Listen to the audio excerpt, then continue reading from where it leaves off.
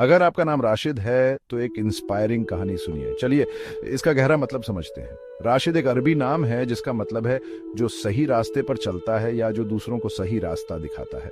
अल्लाह के खूबसूरत नामों में से एक नाम है अल रशीद, यानी सही रास्ते का मार्गदर्शक। इस्लाम में राशिद का मतलब है समझदारी, सही गलत में फर्क करने की काबिलियत। ये नाम उन लोगों के लिए है जो दूसरों का मार्गदर्शन कर सकते हैं और खुद भी नेकी के रास्ते पर चलते हैं। कुरान में भी राशिद से जुड़े शब्द हैं जो सही रास्ते पर चलने और मार्गदर्शन की अहमियत बताते हैं। इतिहास में 4 खास खलीफा जिन्हें खुलफाए राशिदीन कहा जाता है वो थे हजरत अबू बकर, हजरत उमर, हजरत उस्मान और हजरत अली आरे। बच्चे का नाम राशिद रखने का मतलब है उसके भविष्य की कल्पना करना जहां वो नेक, मार्गदर्शित और दूसरों का मार्गदर्शन करने में सक्षम हो। ये सिर्फ एक नाम नहीं है, ये एक विरासत है। तो अगली बार जब आप राशिद नाम सुने तो उसके गहरे और इंस्पायरिंग मायने याद रखिएगा।